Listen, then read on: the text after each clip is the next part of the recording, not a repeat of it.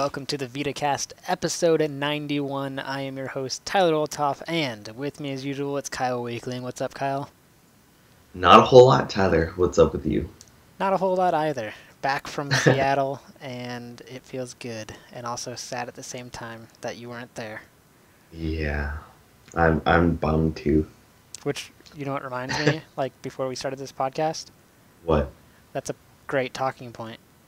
I just figured we were going to talk about it anyway, so I didn't have to slip it in there. Well, we'll put that back.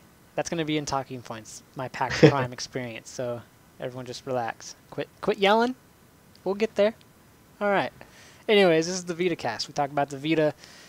Kyle, I'm going to throw you something. I'm going to throw it right to you. What do you throw me under the bus, you mean? Yep. Well, that's pretty easy. The only two things really I've been playing are Resident Evil Revelations 2 and Danganronpa, another episode, Ultra Despair Girls. Nice. So my week has been, pretty awesome. Yeah, just loving Resident Evil Revelations. I'm probably going to do a huge trophy cleanup on that this week now that I have my Danganronpa review finished and I have a little bit more time. Still got a lot of things to edit that are going up very soon, so yeah, hint hint. Yeah, so that's pretty much what I've been playing.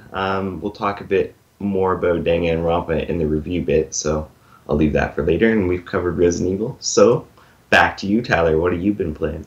Well, I've actually been playing quite a bit. If you don't count anything that I played at PAX Prime, I've played on my own personal Vita Super Time Force Ultra, which just came out. I've been playing a ton of Shovel Knight because I feel like I've neglected that game and I really would like to beat it.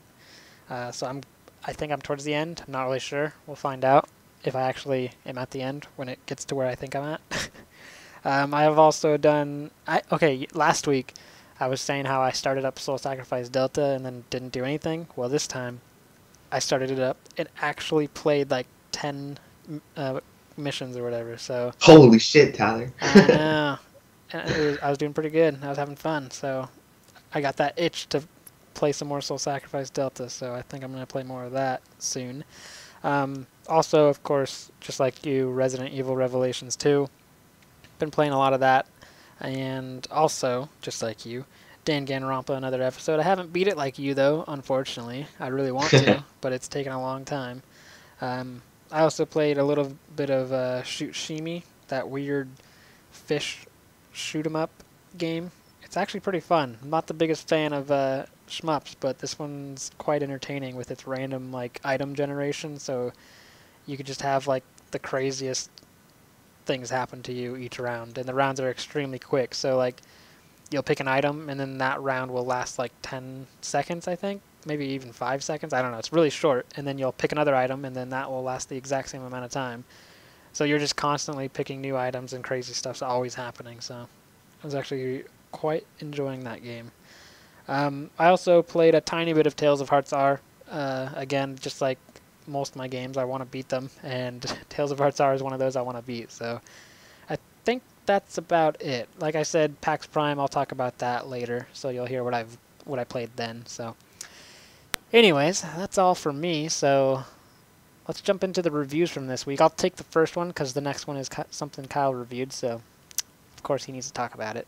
So, first up, we've got Amnesia Memories, and this was reviewed by Liam, and he gives it a 3.9 out of 5, and he says, quote, "Amnesia Memories was my first foray into visual novels and has left me wanting more from the genre. Its unique story and interesting cast will keep you entertained and hooked on the game. With multiple ending and several unlockable bonuses, Amnesia Memories is a worthwhile addition to your Vita collection." End quote. So this is an Otome game that is, if you don't know what Otome is, it's designed around women. So you're trying to hook up with some dudes. So yeah, not interested. But Kyle's interested. I am interested, and actually, I started it up, but I haven't started playing really, so I didn't want to talk about that in what I've been playing. But I will be talking about it next week because I imagine I'll be finished it by then. as we speak, my girlfriend is playing it right now. Oh yeah. Yeah, she was texting me about it. Awesome. She Well, said, you have to get her on the podcast to talk "Oh about yeah." it. She'd probably be too nervous to say anything. We'll see if she's ever here when I record again. But anyways, yeah, Amnesia Memories. Check out the full review if you're interested in that one. And maybe next week, as Kyle gets further into it, he can shed some more light on that. Or if Liam joins again, because obviously you can tell that he's not here. He's not just really quiet. He's not here today. So, anyways, Kyle, what's the next game? Well, Tyler, the next game is Danganronpa, another episode, Ultra Despair Girls. It was reviewed by myself, and I gave it a 4.8 out of 5. Now, here's what I have to say about it. As for my final word, it's this. Danganronpa, another episode, Ultra Despair Girls, is a game which steps outside its tradition for something a little different, but in doing so doesn't lose any of the heart that made it so interesting. Well, it's certainly not as involved as the two mainline games, coming in a bit shorter and with what seems to be a little less emphasis on the visual novel bits, though it's still very present. It's very much just as memorable and enjoyable to play through. In my mind, it's a must-have for any Danganronpa fan, and an excellent addition to the series. So that was my final words on the game. But in the interest of maybe you don't know about it, or maybe you want to hear more about it, I'll talk a little bit about it. So basically, without spoilering, you start the game as a character who is locked in a room, very much like something that happens in the other games. You have been there for a long time, and it's pretty much like you've gotten used to it. You know, you go about your daily life, get up, eat breakfast, bang on the door for help, you know, those kind of things. And then kind of one day everything changes. Something happens that you end up face to face with a Monokuma, and if you know anything about Monokumas, that's not a good thing. You basically try and get away, and somebody helps you, and shit just kind of falls apart from there. You end up teamed up with a crazy girl with some scissors, and you go about your way shooting Monokumas and kicking their asses with those scissors as you switch back and forth between these characters, going through a pretty awesome story that has tons of twists and turns. Quite a few times, just like the other games, I thought I knew what was going on and was completely thrown a left turn. So, yeah, it's definitely a Danganronpa game. It definitely holds true to the series. As I said, it's a little shorter. I finished this one in about 15 hours. I think the first game I played, I think it took 24 hours, and Danganronpa 2 was like 27 or something like that. So, it is shorter, but it's just as good, and I was just as hooked all the way to the end. So, definitely recommended for Danganronpa fans, and don't forget to play the first one and the second one before you play this one, because it does spoil some shit from them. Well, all right. High praise. Yes, very high praise. And I can't wait to finish it, like I mentioned. So. How far are you actually, Tyler? What chapter are you in? Still in chapter 2. Splitting. Still in chapter 2. Yeah, you got quite a bit to go. I think I was around 6 hours in when I finished chapter 2, and it's like I said, I finished in 15 hours, but I read a little fast, and there's some bits where you don't have talking, so yeah, they went by pretty quick. Yeah, I plan on getting further soon, but I'm a busy guy, so it's gonna be a little while. Well, you had PAX to deal with and all those other games to play, so you know, yep. You're forgiven. Which reminds me, my special edition just shipped, so I'm excited for that. Might get it tomorrow. Nice. Anyways, let's continue on with the reviews here. We got 2 more. So next up, Nova 111, and it was reviewed by Charlie, and he gave it a 3.9 out of 5. And he says, quote, Nova 111 is a fantastic game that fans of strategy puzzle games will love. With a great concept and a challenging but fair learning curve, you will find yourself having many eureka moments when it all clicks into place and you begin to master the many mechanics that this game perfectly molds together. End quote. So yeah, I haven't played this game. It doesn't look really like a game I would care for, but I don't know. Kyle, what about you? Well, I watched the trailer that we put up for September's releases, and I don't know. It looks interesting, but I don't know if it's something I would buy, especially right away. it might be something that I pick up, on a whim in a sale. Yeah. Down the line. But yeah, it's definitely different, and it looks kind of unique that it might have a hook, but we'll see. Well, all right. Definitely check out the full review for more on that one. Kyle, what's the next one we got here? All right, so this is the last review from this week, and it is Xeodrifter.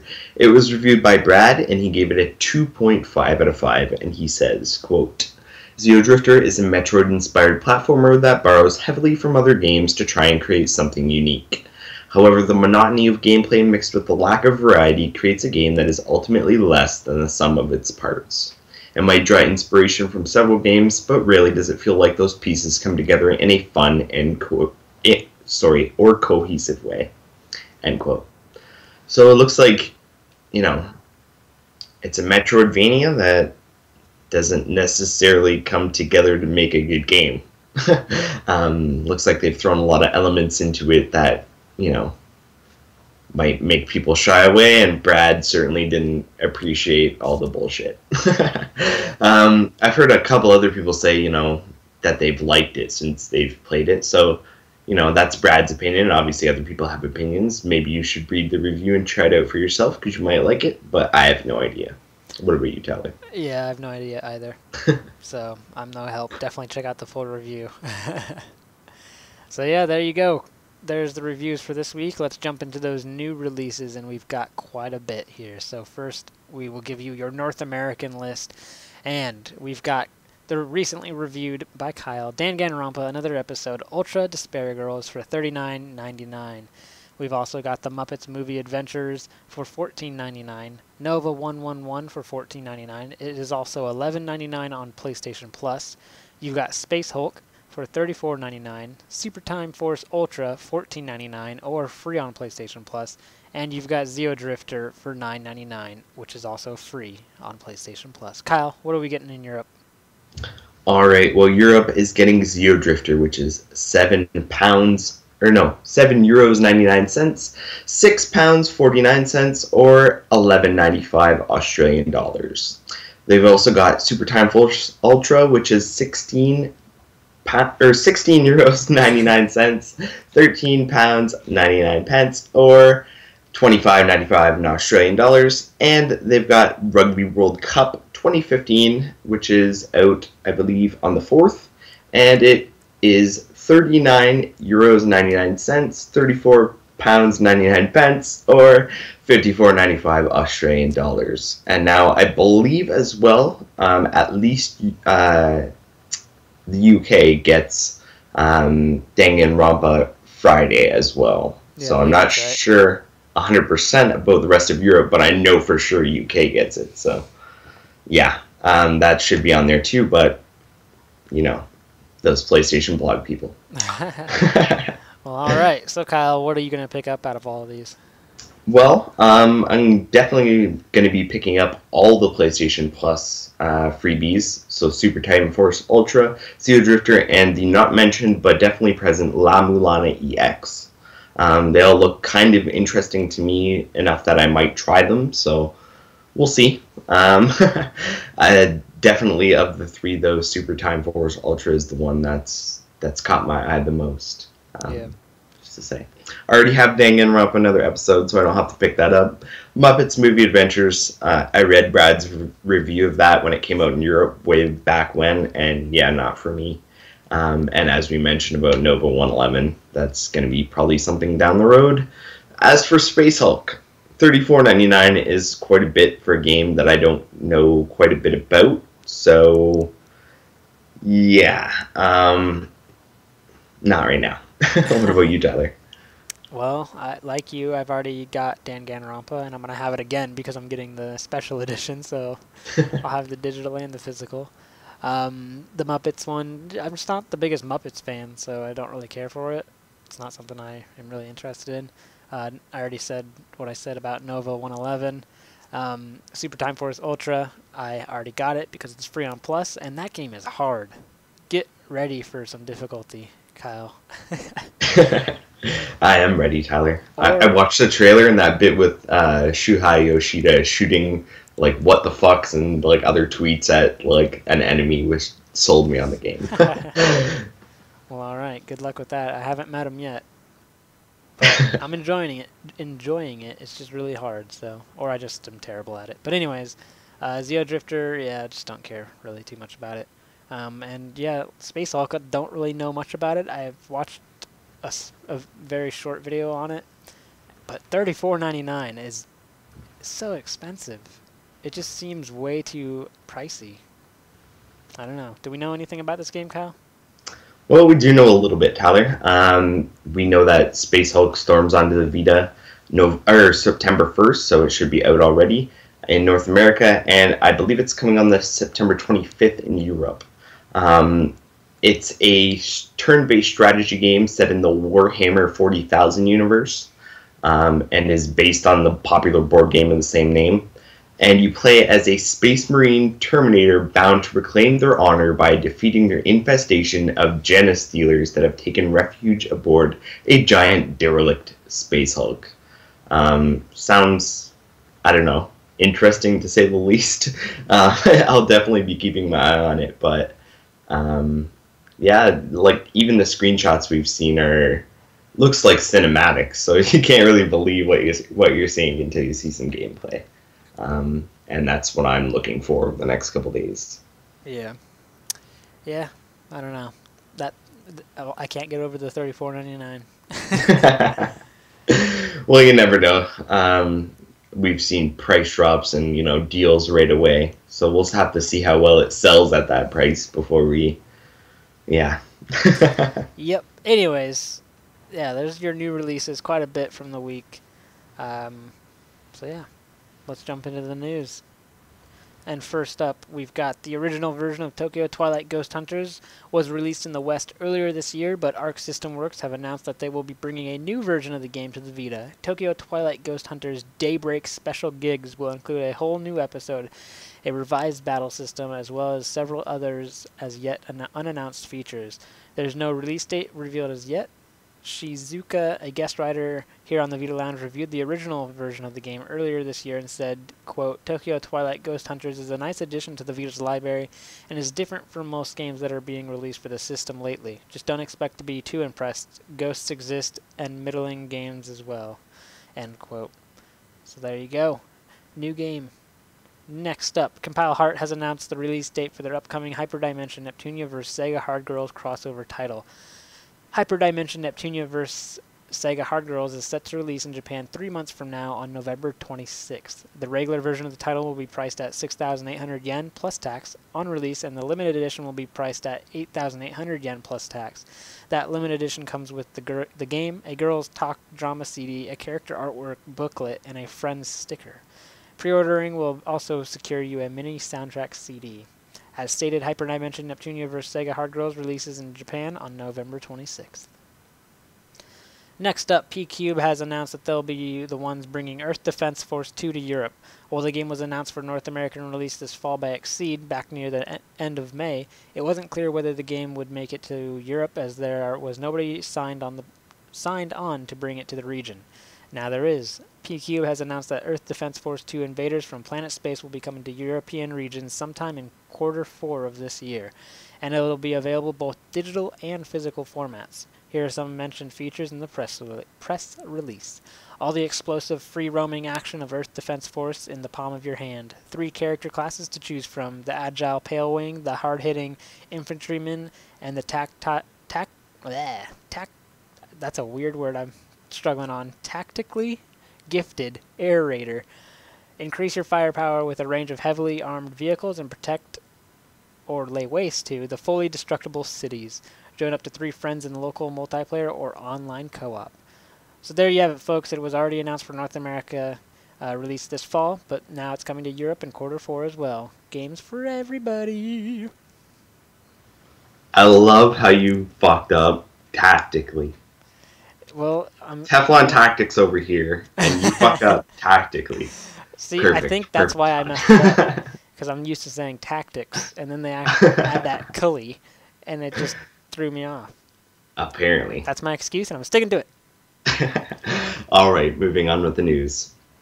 In the latest issue of Dengeki PlayStation, it was revealed that there will be various costumes and lots of customization options for Compile Heart's latest title, Extreme Dimension Tag Blanc, plus Neptune versus the Zombie Army.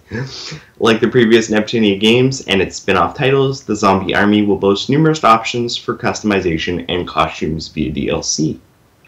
One of the costumes featured are those from Square Enix's Million Arthur, as seen in Hyperdimension Neptunia Victory 2. By the looks of it, you can customize your CPU to your complete liking. It hasn't been announced if this will be paid or free DLC, but from prior experience, it'll be more likely a bit of both. Extreme Dimension Tag Blanc plus Neptune versus the Zombie Army is releasing in Japan on October 15th. Next up, according to Famitsu, Koei Tecmo will be releasing an HD version of its 1994 game, Nobunaga's Ambition Tenshuki for the Vita. This remastered version will contain the same gameplay and features Nobunaga fans have come to know and love. While the initial details are extremely sparse, be certain that the Vita Lounge will be updating you with all the latest news. Nobunaga's Ambition Tenshuki with Power Up Kit HD version is releasing on the PS Vita on November 12th. And it's the end of the month, and that must mean another update for Minecraft is incoming. 4J Studios have announced the latest PlayStation Vita update is ready and going to hit players already, with another long list of content, features, and bug fixes. After updating to version 1.19, players will have access to the Star Wars Classic Skin Pack Trial and the Star Wars Rebels Skin Pack Trial with the option to purchase if desired. Now players can jet around their worlds as Luke Skywalker, Han Solo, or Boba Fett if that's your thing. Additional bug fixes are included and are listed on the site if you're interested. As for the update, it's available now, so get downloading. Alright, I'm going to interrupt this, Kyle. Do you want to listen to the worst typo friend request I've ever gotten? Alright, throw it at me. Alright. I'm going to try to pronounce everything as if these were real words, okay? Okay. Hi, you're a really food you-boober. San Uoi pleaser a seo te? Now, do you want to know what he actually meant to say? I would love to know what he actually meant to say, because I have no idea what the fuck he said there. Alright, so this is what he's trying to say. Hi, you're a really good YouTuber. Can you please accept? Holy shit. I accepted it. I'm a nice guy. You are a nice guy, Tyler, because I would have been, declined. Alright, anyway, sorry about that. Continuing on with our news. We teased the Dead or Alive sourced beauties release way back in March with a follow-up in June and a video earlier this month, but it's only now that she's been released into the wild for you to play with. Ayan, whatever, is now available on the Japanese PlayStation Store for 600 yen, with her Dead or Alive costume available for an additional 300 yen, and her ninja gear for another 300 yen. You can, of course, save yourself 200 yen by getting them all in a package priced at 1,000 yen. Senran Kagura Estival Versus is already available in Japan, along with this DLC, and is releasing in North America this winter and in Europe next year. We can only hope all the DLC follows suit. Next up, Bandai Namco Entertainment has revealed some release information for Tokyo Ghoul Jail, including some beautiful box art viewable on the site, and the game's first print bonuses. The Tokyo Ghoul Jail box art has been illustrated by the series creator Sue Ishida, and features the new protagonist Ryo at its forefront, with supporting characters in the background, including anime protagonist Kaneki, as well as his friends Toka and Tsukiyama. As for the first print bonuses, they include the following items: a voucher code for a Tokyo Ghoul Jail theme, a voucher code to view art used during the game's creation, an input code to obtain SSR Kaneki in the iOS Android app Tokyo Ghoul Carnival. Tokyo Ghoul Jail is due out in Japan on October 1st, and Kyle really wants this game. I know it. Yes, I do. I really do. I bet you want that theme, too. Yeah? I don't know. I gotta see the theme first, Tyler. This Danganronpa theme is pretty fucking sexy. Oh, yeah, I've already got it installed on mine. You too? There you go. Anyways, next up, the latest issue of the Dengeki PlayStation has revealed that Nippon Ichi's newest dungeon RPG is a PlayStation Vita title called Refrain's Underground and the Witch Brigade, also known as Refrain no Chica. Okay, we're just going to go with the English one. Set to release in Japan this winter, the dungeon RPG will be released in a first-person perspective and is set in a Nipponichi software-like fun and dubious world, and will feature a character who wields a spear. Other than that, nothing else is yet known about what will feature in the game. Tetsuya Izumi, the Witch in the 100 Knight Hayargami, will direct Refrain, and the game will feature character designs from Takahito Harada of Disgaea fame. With little known about Refrain right now, you can be sure that there will be plenty of news coming in the next few weeks, which will hopefully shed more light on what we can expect when the game releases in Japan this winter. Alright, kicking on with that news. Sega has announced their next Vocaloid rhythm title, Hatsune Miku Project Diva X, for release next year. Seems like my prediction on Twitter a few days ago was correct. Sega has just announced the other day the Vita version of Hatsune Miku Project Diva X for release in Japan this March, with the PlayStation 4 version not coming out until next fall. What? Can you say Vita first? Vita first! Anywho, not much is known about the newly announced title at this time, though I hear we'll be seeing more next week, and there's a little bit of a trailer on the site if you're interested. Next up, it appears that the software development kit for Vita themes was recently updated, as new themes on the Japanese PSN seem to have never before seen changes. PlayStation Vita themes have been out for a while now, dropping with firmware 3.30 on October 1st of last year. However, a pair of brand new themes have just been released on the Japanese PlayStation Store that show off changes we've never seen before. TVL forum user and NeoGAF regular Takao has pointed out that the two new Woozer themes allow for the notification icon in the top right to be changed by the theme, along with the page indicator on the left-hand side. The Japanese PlayStation blog's post on the subject mirrors this idea, mentioning the changes in their post as well. While no themes on the North American or European PlayStation stores have been reported to use these changes yet, we're sure it's only a matter of time now that we've seen it in the wild in Japan. On that note, eager members of the Japanese PlayStation Network can pick up the two themes for 500 yen as a set, or grab them each one by one for 300 yen. Next up, Dengeki PlayStation are teasing some new information on the upcoming sequel, Criminal Girls 2. A new girl has entered the picture, one with fiery red hair, but she remains a mystery to everyone. Her name is Henri, but other than a name and an evil glare, not much is known about her. Redheads have always proven to be elusive and mysterious, and now Criminal Girls 2 is continuing the trend. Some other teases being offered are improvements to the battle system and new forms of punishment for the girls. Dengeki also points out that the details of the story will slowly reveal itself little by little as events unfold through the game. Alas, it's just a tease for the moment, but once we get a better look and a better translation, we'll have more to reveal. Criminal Girls 2 is set to launch in Japan on November 26th.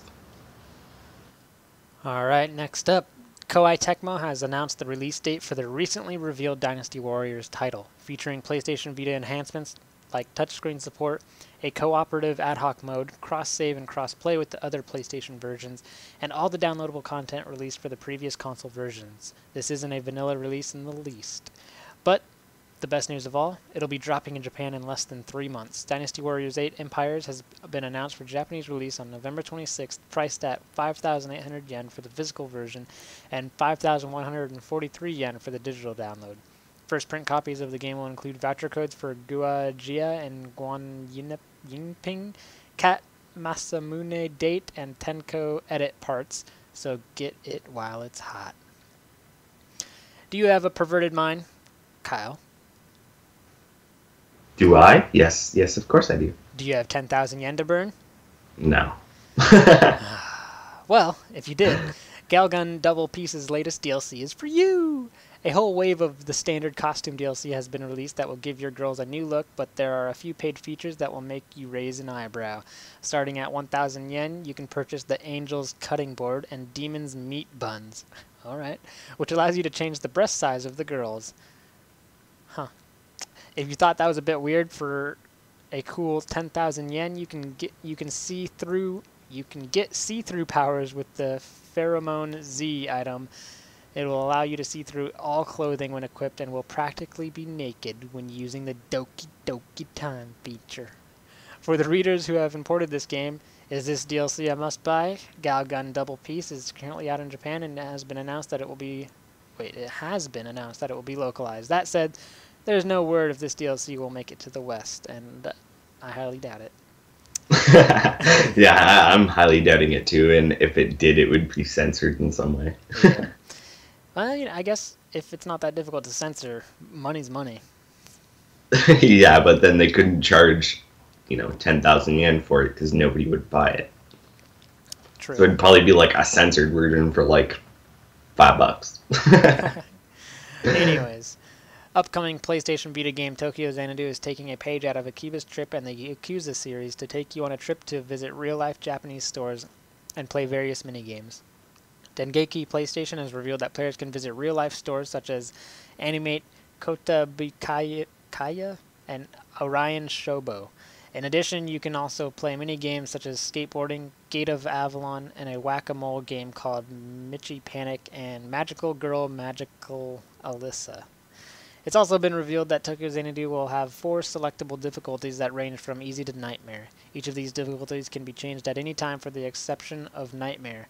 So if you choose a nightmare, essentially you are stuck with this until you finish the game. In addition to these difficulties, it was mentioned that you are able to switch out support and alternate characters, and when they are out of battle, the character will slowly regain health. A solid design choice from when battles become a bit tough. Are you looking forward to this fantastic looking game? Tokyo Xanadu is scheduled for release on September 30th. And we want it, so give me the game now. Give me. Somebody pick it up. Jeez. Anywho, moving on. Final stretch, here we go.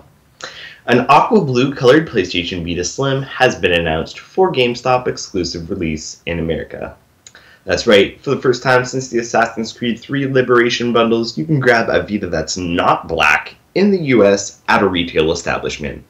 Only this time we're not talking white, we're talking aqua blue.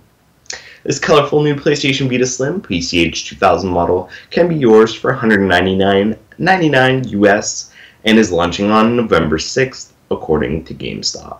Pre-orders are available now, so get ordering. And just a PS on that one, comments on the PlayStation blog state EB Games in Canada will be getting it too, though no details as to that effect have been given, so stay tuned. Now, moving on. Well, America is only set to get aqua blue, of course. Japan is also getting neon orange and glacier white PlayStation Vita colors, because everybody loves them, and fuck us. So because Japan likes to one-up the West in everything PlayStation, well, everything technology in general, I'd like to introduce 3 new PlayStation Vita Slim colors: aqua blue, neon orange, and glacier white. There's pictures available on the site if you're interested, and they all look kind of sexy, although that black border is a little bit distracting. Each of these new models are set to be priced at 18,980 yen plus tax on release, and will be available starting on September 17th in Japan. So not only do they get more colors, they get them sooner. Anywho, moving on.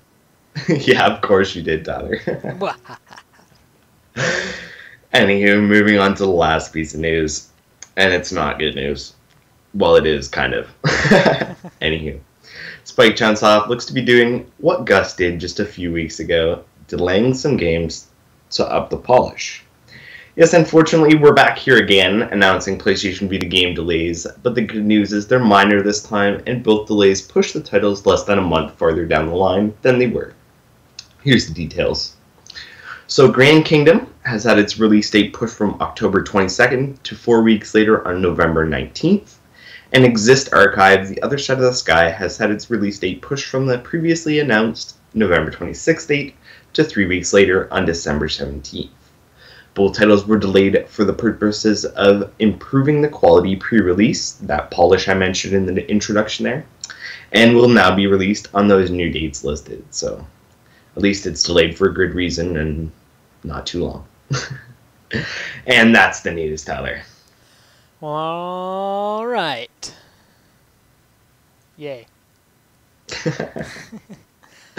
All right, so as usually, when we get done the news, we move into talking points, and we talk about just announced or released games we're looking forward to from the week. So, what looks good, Tyler?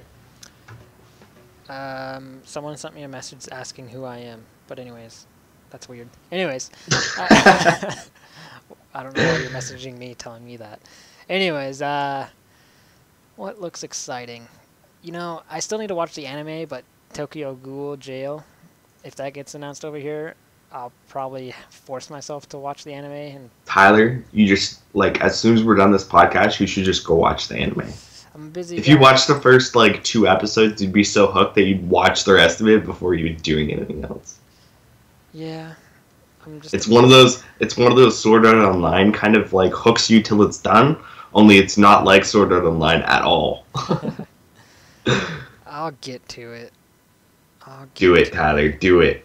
Yeah. Do it. Anyways, Galgun Double Piece, yeah, looks exciting. I don't really care too much for that DLC, but Liar. okay, you got me. No. He wants that DLC for real life. Yeah. Now that'd be some DLC. Yeah. Anyways, also Tokyo Xanadu, I want that to be brought over here so badly. Come on, Exceed, what are you doing? Go grab it. People want it. I gotta intrude here because I forget who exactly did it, but the other day on Twitter somebody said, you know, if you want Tokyo Xanadu to be localized, message Exceed and blah blah blah. And it was an Exceed employee. And not only did they say that, they said right in like their set of tweets where they were saying this, that if you tweet at Exceed, the Exceed boss doesn't read them. How fucking retarded is that? Like, I don't mean to be harsh about it, but like, okay, hold on. One of the biggest social media platforms where people talk about the things that they want and like personal feelings and stuff in like 140 characters, and you're not even going to take the time to read them. That's kind of harsh. Yeah. At least he's being honest, though, right? Like, if you Well, want to yes and no. Like, that's, I don't know, man. Like, you could be like, okay, I don't want, like, even if you, like, hated Twitter, you have, like, these employees where you could be like, okay, you know, put these on paper for me or something. Like, I don't know, just something. Or, like, tally up how many people request them or something.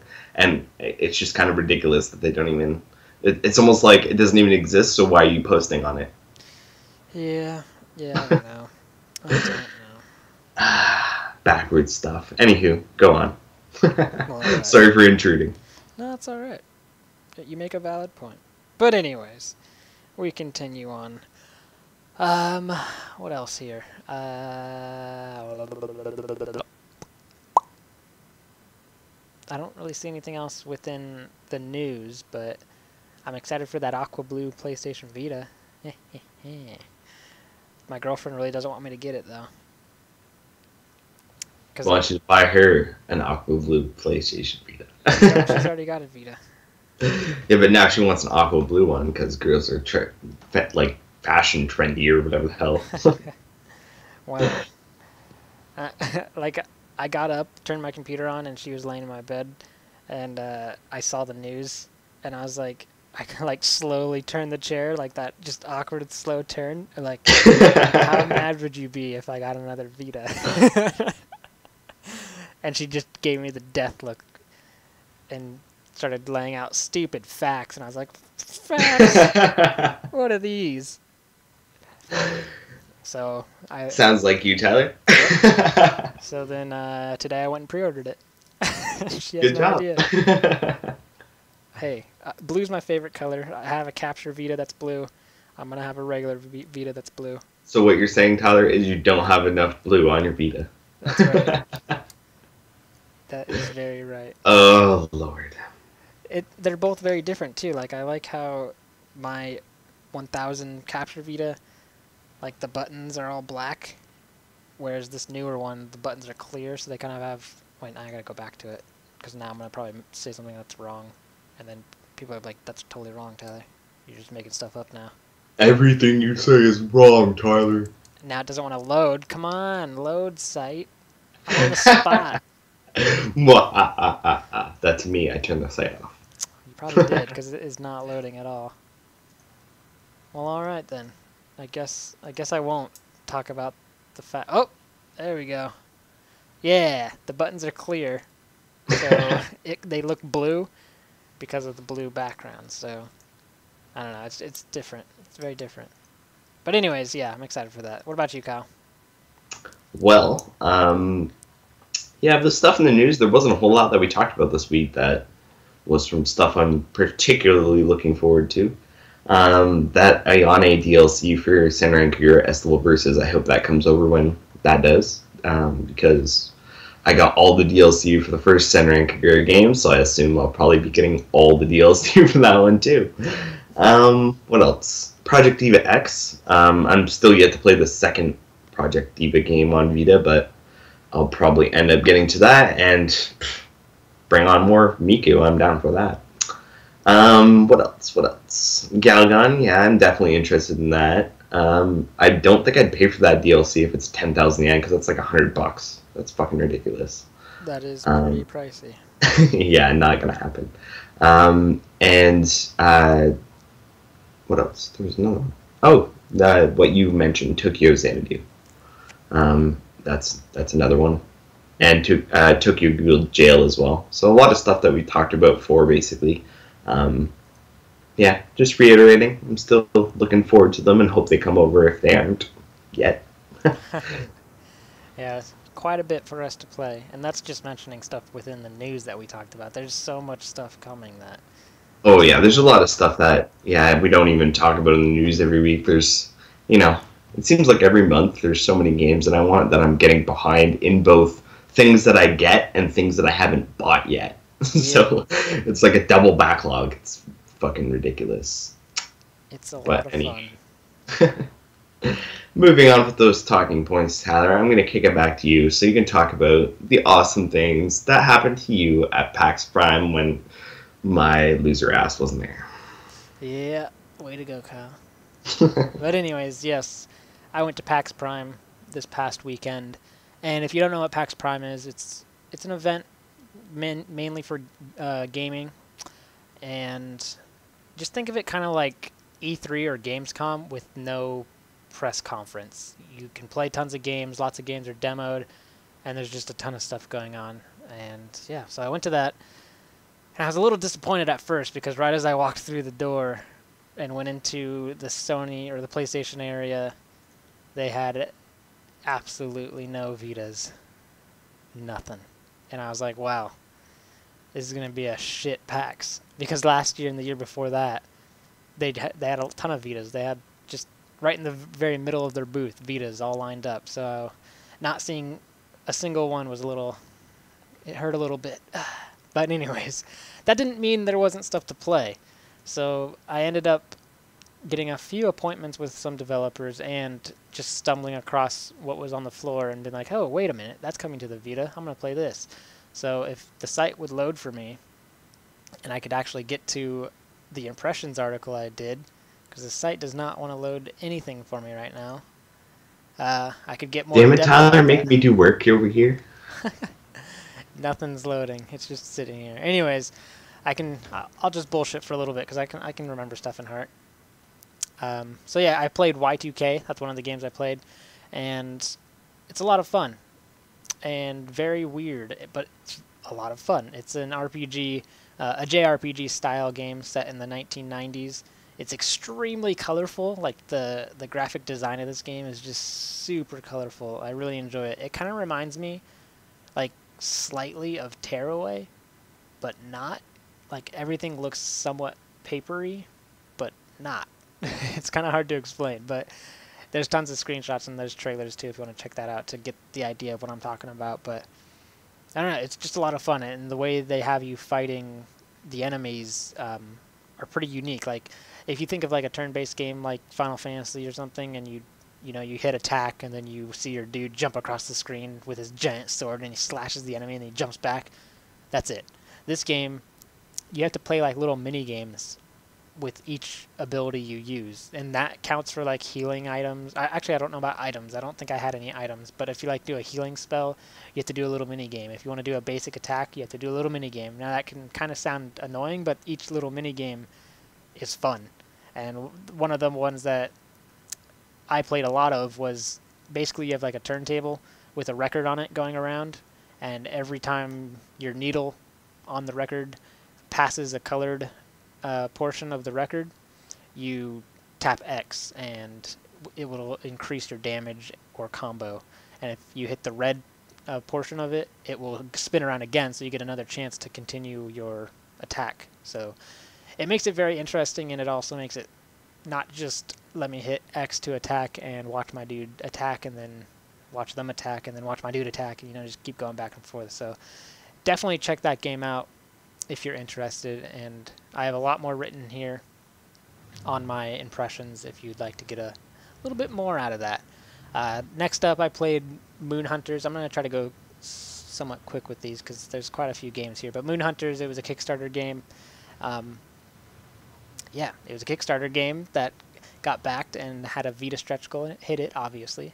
So I decided to play that, and this one's it's very interesting. It looks like your typical little indie pixelated game, but it's different. And the one problem with it being different is that they want to do like a multiplayer focused game, and the problem with that is that they even said that they're not sure if the Vita version is going to have multiplayer. So right off the bat, I'm like, man, that's not good, because I played the Xbox version of this game, and obviously there's multiplayer, and I was having a blast, and I was like, this has to have multiplayer on the Vita to be fun.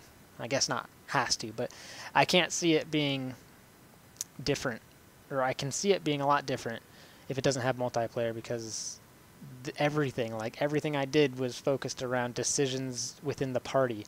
And to explain better with that, you would go to like, let's say you see a cave on the map and you run over there and you hit X, it'll pop up a little icon saying enter or no, and everyone in the party votes. So if you have a party of 4, 3 people pick yes, 1 person picks no, obviously everyone's going in there.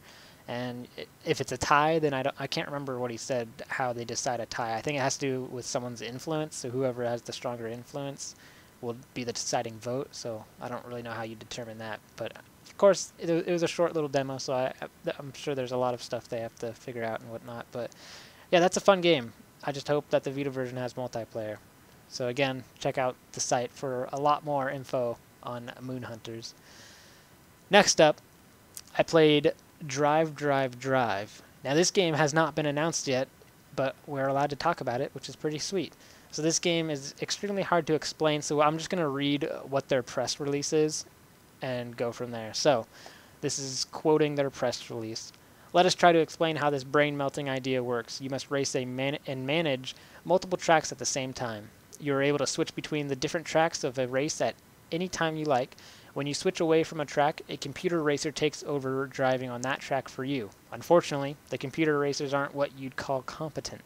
They are what you would call incompetent, but in a clever way. In other words, to place well in every track you're racing, you're going to have to hop from track to track on a regular basis to account for the subversively pretentious computer cars. This artificial idiocy TM is uniquely powered by our intelligent stupidity TM engine.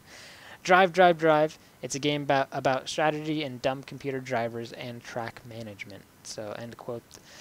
Yeah, it's very hard to explain, but it's a lot of fun, and it's extremely early in its development, so there's a lot of stuff that could change about it.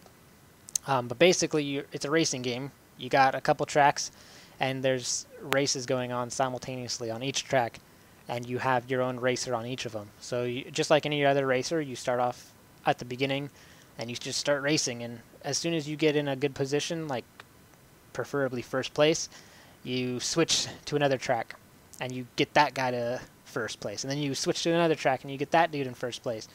But all while that's happening, your other racer might crash on accident, and you have to switch back to him and get him back up into first place.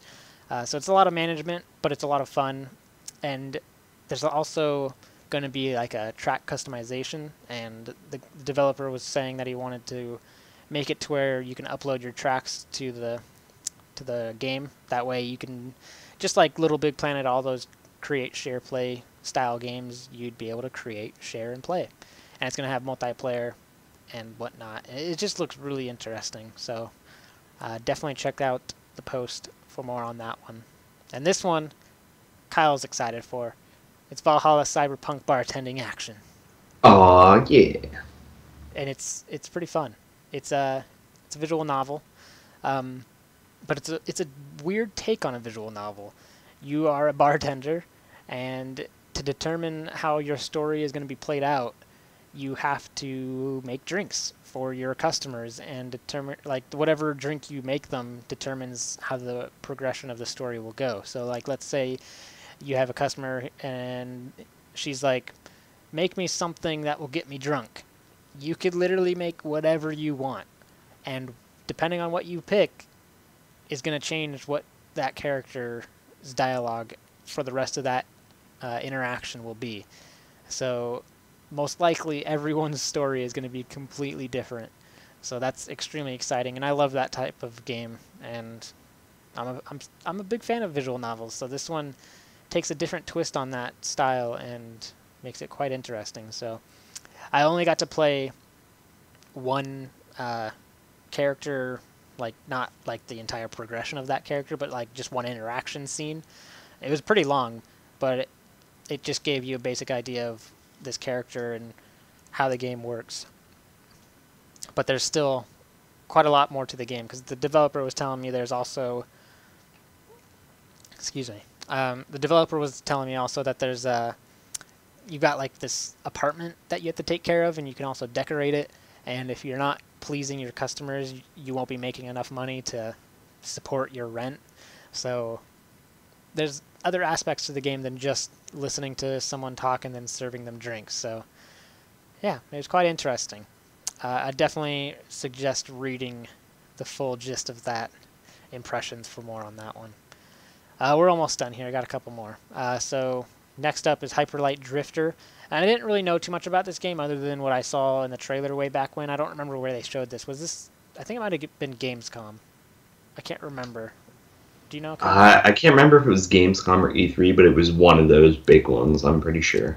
Yeah, so one of those shows, they showed a trailer for it, and again, this kind of has that, like, pixelated indie look to it, but man, is it so much fun. Like, I really want to get back into this game, because if you played Titan Souls, it has the same look as Titan Souls, the pixelation, top-down-ish, 3/4 perspective look. But the difference, and the big difference between Titan Souls and Hyperlight Drifter, is that Hyperlight Drifter, you have more weapons at your disposal, and there's more enemies. So Titan Souls, you literally just had boss battles. So you'd go into a room, you'd fight a boss. You kill the boss, go to the next room, fight another boss. This one has bosses, but has regular enemies that can kill you just as easily. But there's a lot more, like I said, weapons at your disposal. You got a gun, you've got a sword, you can dash around, you can do some crazy stuff. So it was so much fun to play. I'll just read the description here that was given via Heart Machine. Hyperlight Drifter is a 2D action RPG in the vein of the best 8-bit and 16-bit classics, with modernized mechanics and designs on a much grander scale. Explore a beautiful, vast, and ruined world riddled with unknown dangers and lost technologies, inspired by nightmares and dreams alike.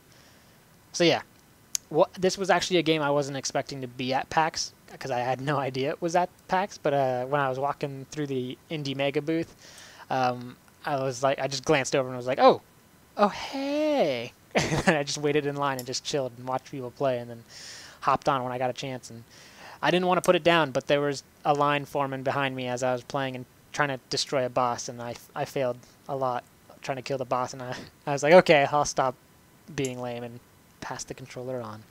So yeah, definitely look out for that one, because that one is jumped on my must-have list really quick by just that short playtime.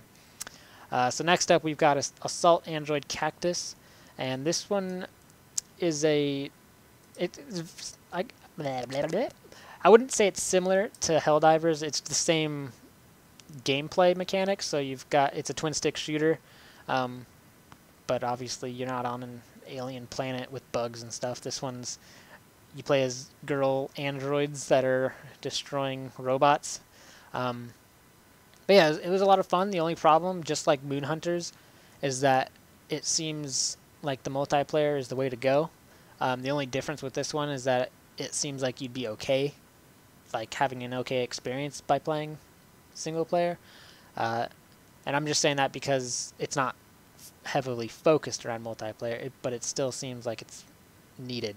And by saying that, it's like anytime you finish a mission, you get like a grade, and every person within the match gets rated, and you can see who did the best, who did the worst. So it's kind of like a little friendly competition within the game itself of who can do the most work on killing all these robots. But I don't think it's needed because I believe the game tones down for like how many people you have in the game. So if you're by yourself, the enemies aren't as hard to kill. If you have a full party, obviously, it's going to be quite difficult. So, but yeah, the game was fun. I played a couple missions and definitely could see it playing pretty well on the Vita. I loved Helldivers, so I'm all about twin stick shooters, even though I'm not the best at them. So definitely check out the full impressions for more. And finally, we've got an actual game I played on the Vita. There was one company that decided to bring a Vita, and I was so excited. And it is Bastion, brought to you by Supergiant Games. I think that's Supergiant. Supergiant? Yeah, I don't even remember. Anyways, there's a company that makes Bastion, and they brought a Vita. So I actually played this game on a Vita, and it was awesome. Looks really good, plays really well. I didn't get to play too much. The demo was pretty short, and, you know, got to do stuff. So, but anyways, I'll read the description here, just in case you don't know what this game's about. Bastion is an original action role-playing game featuring a reactive narrator who marks your every move. Lush hand-painted 2D artwork and tight responsive gameplay that rewards playing with finesse. The game is designed to be simple to pick up and start playing, while offering a lot of rich choices around character customization as well as a deep story and game world you can lose yourself in. So yeah, I mean, this game is, like I said, I didn't play too much of it, so it's kind of hard to say a whole lot about it, but from the short time I played of it, I'm really excited for it. Like I said, it looks really good on the Vita. I was playing on the PCH 2000 model, so the new model, and it looks amazing, so I'm excited for it. There was no slowdowns. I was fighting quite a bit of enemies on the screen, so that was a positive, and yeah, looking forward to more of that one. So again, for all these games I mentioned, these are kind of quick rundowns. If you want to get the full gist of all these impressions, definitely head to the site and check out PAX Prime 2015 impressions. Kyle? I'm here. Do you have any questions? I've been listening. I don't have any questions because I actually read the whole thing, so I kind of know what you know as far as you've given anyway. But yeah, some of those games are definitely seeming very interesting. I like the whole race management thing and drive too, so I'll definitely be keeping an eye on that new kind of announcement. Well, all right. So yeah, like I said, check out the site for everything on that. There's quite a bit, and there's actually, I'm going to hint at some stuff. There's 2 games I was not able to talk about because of embargoes, so hey, Vita has no games. Well, all right, let's move it along, Kyle. I talked a lot. Yes, you did. For once. All right, moving on. We've got listener mail, and not a lot this week, but that's okay because we've had a full podcast otherwise. First up, we've got Dragon Awesome Toad at LKRJC on Twitter, and they ask, how do you think the Vita will be in the next year? What do you think, Tyler? I think it's going to be okay.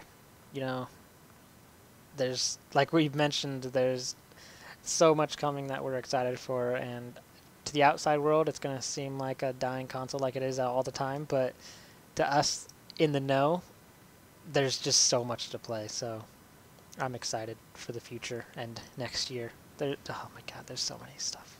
So much stuff. It's gonna be okay. Kyle?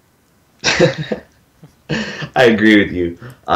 If you actually look at the amount of games and stuff that we've been given since the Vita came out, the amount of games per year has gone up. The amount of games per month not per month, per quarter, every year has gone up. So every year, Q1, there's more games in Q2 than there was in Q1. Then Q3, there's more games than there were in Q2. So, to say that the Vita is a dead console at this point is ridiculous. And we're just getting so much that it seems like people are just kind of glossing it over and or don't know. And that's why, they say these things. So it's just funny. And just to go to support, that whole Vita isn't dead in the West thing, Sony just announced a new Vita. Like, are you fucking kidding me? Like, I know it's a deal with GameStop, but do you think they really would have, brokered all this shit to get it over here if it was dead in the West? They wouldn't. So I don't know. Just a lot of, little things that point to we're going to be fine and fuck the naysayers. Oh, yeah. Yeah, pretty much that. Well, all right. Yeah. Thank you, Dragon Awesome Toad, for your listener mail. Let's go to the next one. Evan at some platypus guy. His question is, this question really isn't for the podcast necessarily. Well, we're doing it anyways, Evan. The battery on my 1000 is dying. I'm thinking about getting that new blue Vita that's coming out in a couple months. But is the screen really that bad that I'll have regrets? Kyle? Well, we can't be 100% sure what's actually in this new Vita that's coming out, because even though we've seen some hardware changes that they've detailed for stuff that's going on, anything could happen until it's released. So we don't know exactly what's in it hardware wise. So we can't really say if it's going to be better or worse than the one that's out as far as LCD screens in a PCH 2000. As far as that though, it's not bad. It's just not as good as the OLED. When I first got my OLED Vita, just looking at the screen, like it popped to the eye, and it's one of those things that really catches you. The LCD will, less. It does still do that. Like, I mean, games still look good on the Vita. There is a couple issues with how images are displayed on the LCD, but for most people, they don't even notice them. So, really. Is it that bad that you'll have regrets? No, as long as you can play your Vita, you're probably going to be fine. I don't know, that's just my 2 cents. What do you think, Tyler? I have to agree with you. Yeah, you'll notice it. I mean, if the 1000 has been your Vita ever since you've owned a Vita, obviously since you're saying it's dying, you're going to notice it, but I doubt you'll have regrets. I'll take a Vita 2000 every day if all my Vitas break and that's the only Vita I can get. I will definitely be happy with the 2000. I mean, like I said, I already pre-ordered mine. I'm getting one as well. So, hey. Well, all right. Thank you, Evan, for your question. That wasn't necessarily for the podcast, but we do what we want here. That's right. We do what we want. And unfortunately, we can't do what we want next because Liam's not here, so we just threw that out the window. So, let's just jump into check this out. Kyle, what are we going to check out this week?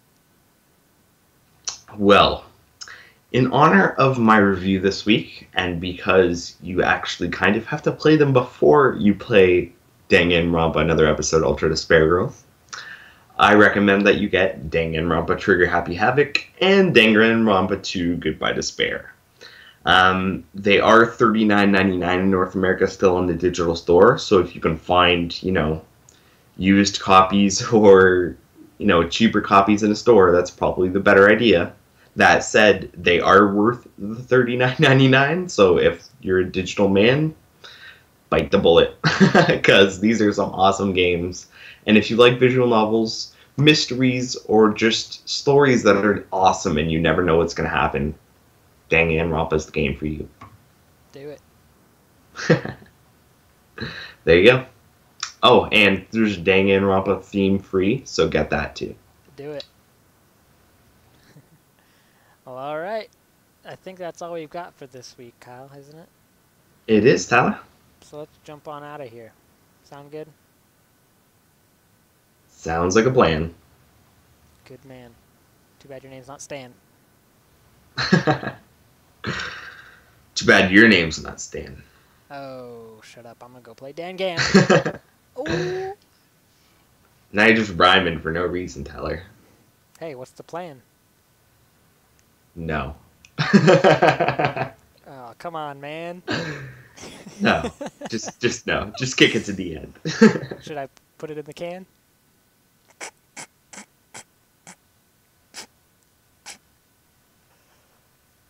You done blowing your nose? Okay, I'm out. Can't think of any. Anyways, if you got listener mail or comments, contact us via media services at thevitalounge.net. You can find everything we talked about today at thevitalounge.net. News, reviews, featured articles, store updates, podcast, a community forum, and a magazine, both digital and physical. Support the site and get physical copies of the magazine via patreon.com/thevitalounge. We're on Twitter at The Vita Lounge. I'm at Mr. PSVITA Reviews. Kyle is at Teflon Tactics. You can find us on Facebook. Just search The Vita Lounge. We are also on YouTube, youtube.com/loungeplay. We just posted up the September preview releases, so go check that out and see what's coming. And, of course, there's always stuff we don't know about, so enjoy that. This podcast is available on iTunes, Podbean, Stitcher, YouTube, and via direct download on the site, so go support us there, subscribe to us, rate us, and let us know how we're doing. And that is it for the Vita Cast episode 91. Hasta la dang.